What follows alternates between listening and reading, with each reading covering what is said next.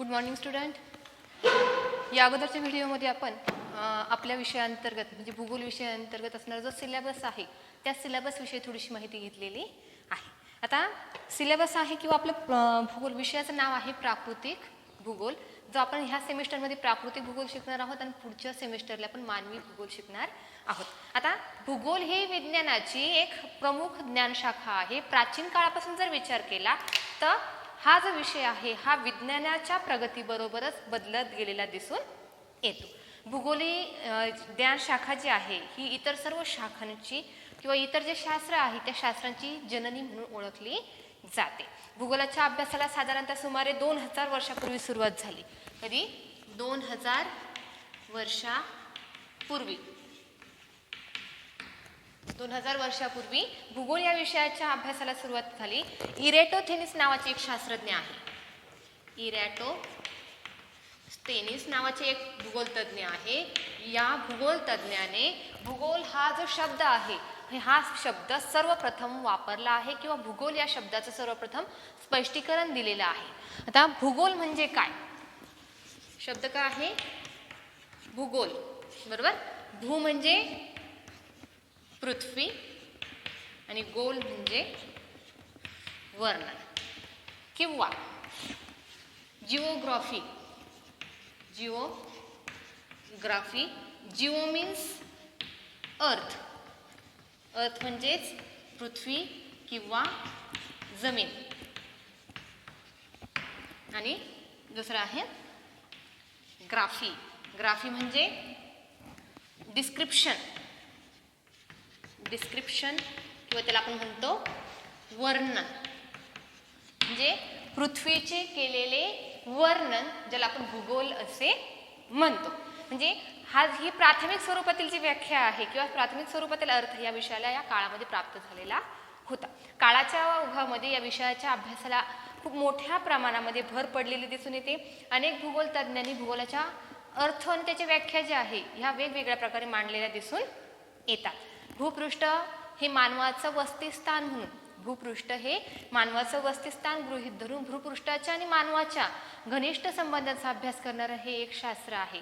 भूपृष्ठ मानवाचं वसतिस्थान धरून मानव आणि भूपृष्ठ यांच्या घनिष्ठ संबंधाचा अभ्यास करणारं जे शास्त्र आहे ते म्हणजे भूगोल. 18व्या शतकामध्ये भूगोल या विषयाच्या अभ्यासाला खूप मोठ्या प्रमाणात सुरुवात झाली.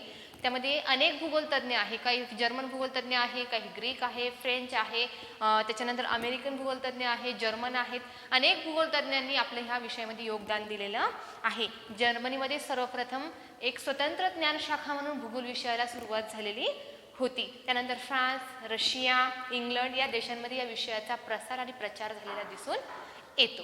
19व्या शतकाच्या नंतर साधारणतः 20व्या शतकामध्ये प्राकृतिक भूगोलाबरोबर मानवी भूगोलाचा सुद्धा अभ्यास करायला सुरुवात झालेली होती. म्हणजे प्राकृतिक घटकांचा अभ्यास तर होत होता, परंतु 20व्या शतकामध्ये मानवी भूगोल ही जी शाखा आहे, मानवी भूगोल ह्या मानवी घटकाचा सुद्धा अभ्यास करायला सुरुवात झालेली आहे. यामध्ये मानव आणि भूपृष्ठ यांच्यातील जे परस्पर संबंध आहे किंवा परस्पर संबंधाचे जे पैलू अभ्यासले गेलेले दिसून येतात.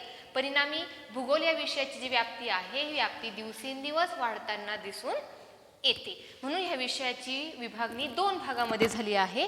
ती म्हणजे भूगोलाच्या 2 शाखा. एक म्हणजे प्राकृतिक भूगोल, दुसरी आहे मानवी.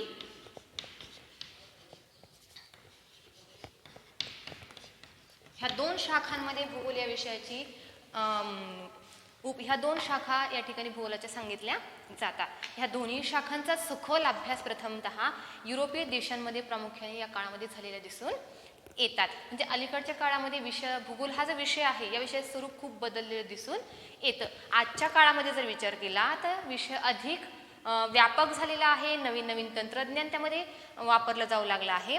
जसं विज्ञान तंत्रज्ञान असेल, सुदूर संवेदन असेल, संगणकाचा वापर असेल, संशोधन असेल, ह्या सगळ्या गोष्टी ज्या आहे या सर्व गोष्टी भूगोलामध्ये वापरल्या जाऊ लागलेल्या आहे. आज आपण म्हणतो की सुनामीचं केंद्र निर्माण झालं म्हणजे सागराच्या अंतर्गत भागामध्ये सुनामीचं केंद्र निर्माण झालं. हे केंद्र निर्माण झालं हे सांगणारे एक तंत्र आहे ज्याला म्हणतात tsunami warning system, tsunami warning system, बरोबर. हे तंत्रज्ञान आहे ज्या तंत्रज्ञानाचा उपयोग आपल्या भविष्यामध्ये केला जाऊ लागला आहे, जेणेकरून कुठे भूकंपाचं केंद्र किंवा सुनामीचं केंद्र कुठे आहे हे आपल्याला समजतं. म्हणजे नवीन नवीन तंत्रज्ञानाचा वापर आज भूगोलामध्ये होऊ लागलेला आहे. GIS असेल, GPS असेल, सुदूर संवेदन असेल, संगणकाचा वापर असेल किंवा भूगोलामध्ये संशोधन असेल, इंटरनेट असेल, दिवसेंदिवस त्याची उपयोगिता सुद्धा वाढवू लागलेली दिसून येते.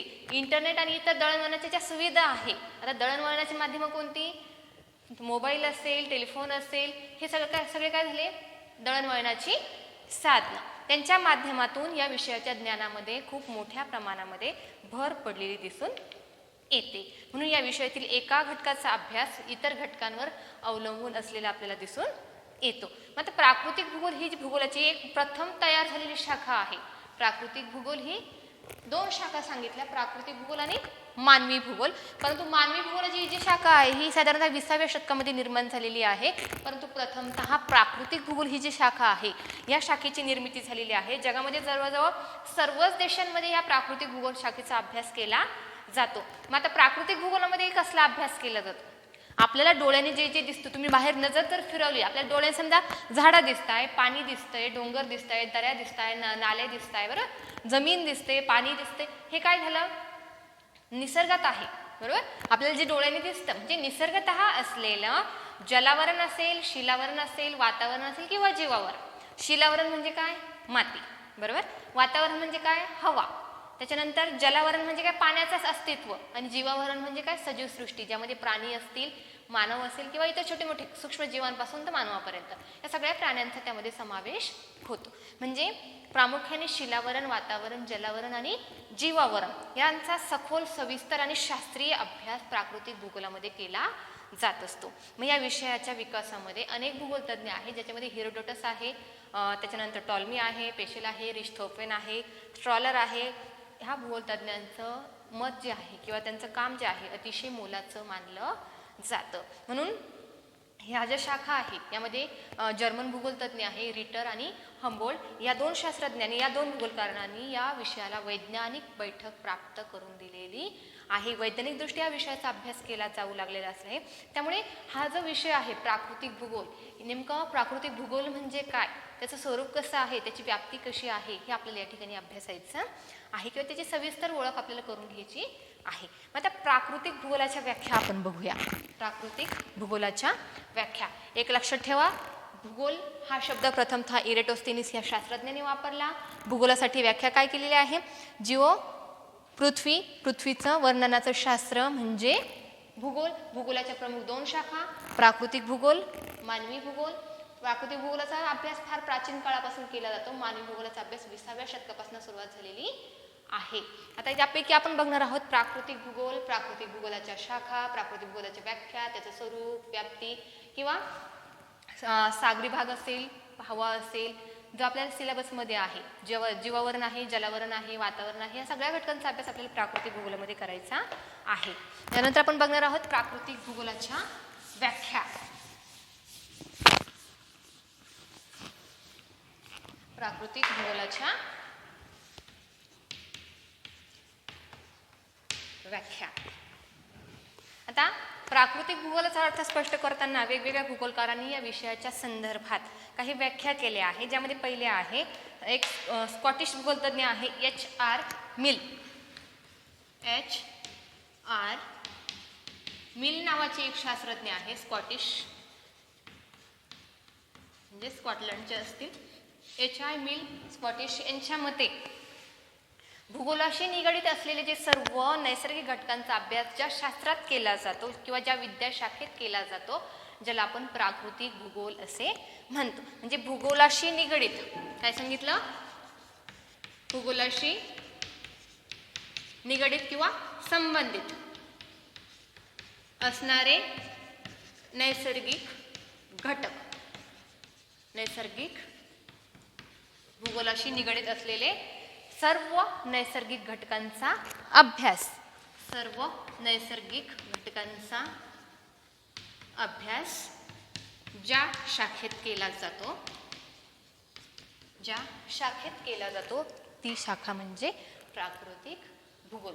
म्हणजेच भूगोल, आता निसर्ग काय आहे, भूगोलाचा किंवा वातावरण आपला पृथ्वीचा एक भाग आहे, बरोबर. म्हणजे भूगोलाशी निगडित नैसर्गिक घटकांचा अभ्यास.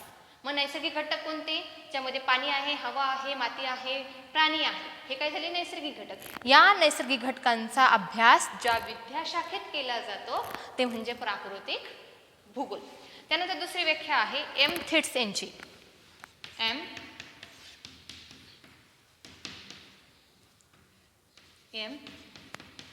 थिट्स हे म्हणतात की भूपृष्ठावरील विविध वैशिष्ट्यांचा, भूरूपांचा आणि त्यांच्या क्षेत्रीय वितरणाचा. पहिलं काय सांगितलं, विविध वैशिष्ट्ये, विविध वैशिष्ट्ये प्लस विविध भूरूपे प्लस विविध क्षेत्र, बरोबर. आता विविध वैशिष्ट्ये, त्या पृथ्वीचा संपूर्ण भाग हा एकसारखा नाही. काही ठिकाणी पर्वत आहे, काही ठिकाणी पठार आहे, काही ठिकाणी मध्ये नद्या आहे, मैदानं आहेत, बरोबर. म्हणजे प्रत्येक प्रदेशाचं वैशिष्ट्य हे वेगवेगळं आहे. हिमालय पर्वत आहे, हिमालयाचे असणारं वातावरण, जीवावरण त्या ठिकाणी फरक आहे. आपल्याकडे असणारं वातावरण, आपल्याकडे असणारं वनस्पती, प्राणी यांच्यामध्ये फरक आहे, बरोबर. म्हणजे हे विशिष्ट प्रदेशातले वैशिष्ट्य झालं. त्यानंतर विविध प्रदेशांमध्ये विविध भूरूपे आढळतात. पर्वतीय प्रदेशामध्ये आढळणारी भूरूप किंवा मैदानी प्रदेशामध्ये आढळणारी भूरूप किंवा पठारी प्रदेशामध्ये असणारी भूरूप. भूरूप म्हणजे काय, भू म्हणजे जमीन आणि त्याची रूपे. भू म्हणजे काय, जमीन आणि त्याची रूप. म्हणजे समजा डोंगर आहे, हे काय झालं, एक भूरूप आहे, बरोबर. पर्वत आहे, ते काय आहे, एक भूरूप आहे. म्हणजे विविध भूरूपांचा अभ्यास आणि त्यांचा क्षेत्रीय वितरण, प्रदेशानुसार असणारं त्यांचं वितरण, यांचा अभ्यास करणारे जे शास्त्र आहे ते म्हणजे प्राकृतिक भूगोल. त्यानंतर पुढची व्याख्या आहे पृथ्वीच्या संदर्भातील नैसर्गिक पर्यावरणाचा पद्धतशीर केलेला अभ्यास म्हणजे प्राकृतिक भूगोल.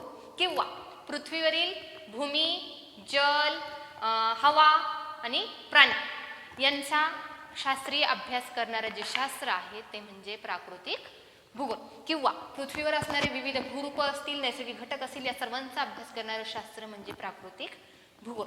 किंवा प्राकृतिक भूगोल म्हणजे पृथ्वीवरील निसर्ग निर्मित गोष्टींचा, वैशिष्ट्यांचा, वितरणाचा आणि प्राकृतिक क्रियांचा अभ्यास करणारं शास्त्र म्हणजे प्राकृतिक भूगोल. साधी आणि सोपी व्याख्या लक्षात ठेवा. भूपृष्ठावरील विविध वैशिष्ट्यांचा, भूरूपांचा आणि त्यांच्या क्षेत्रीय वितरणाचा अभ्यास करणारं शास्त्र म्हणजे प्राकृतिक भूगोल. त्यानंतर आता प्राकृतिक भूगोल, काही भूगोल तज्ञांनी प्राकृतिक भूगोलाची प्रत्यक्ष व्याख्या न करता प्राकृतिक भूगोलामध्ये कशाचा अभ्यास केला जातो या संदर्भात प्राकृतिक भूगोलाबद्दल आपले मत व्यक्त केले आहे, ज्यामध्ये ऑर्थर होम्स आहे. ऑर्थर होम्स नावाचे एक भूगोल तज्ञ आहे. ऑर्थर होम्स हे काय म्हणतात की त्यांनी व्याख्या न करता प्राकृतिक भूगोलात कशाचा अभ्यास करावा या संदर्भात त्यांनी आपली मतं मांडली आहे. मग ते म्हणतात की प्राकृतिक भूगोलामध्ये भूपृष्ठ, समुद्र, वातावरणाचे घटक, भूपृष्ठ, समुद्र, महासागर,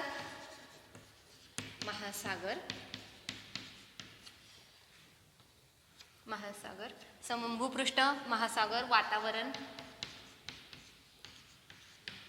प्राणी या सर्वांचा अभ्यास हा प्राकृतिक भूगोलामध्ये केला जातो. म्हणजे भूरूपशास्त्र असेल, वातावरणशास्त्र असेल, सागरशास्त्र असेल, मृदाशास्त्र असेल किंवा प्राणीशास्त्र असेल, या सर्व गोष्टींचा अभ्यास कुठे केला जातो, प्राकृतिक भूगोलामध्ये केला जातो. म्हणजे थोडक्यात काय, शिलावरण, वातावरण, जलावरण आणि जीवावरण हे 4 घटक जे आहे या 4ही घटकांचा अभ्यास प्राकृतिक भूगोलामध्ये केला जातो किंवा शास्त्रीय दृष्ट्या त्याचा अभ्यास प्राकृतिक भूगोलामध्ये केला जातो.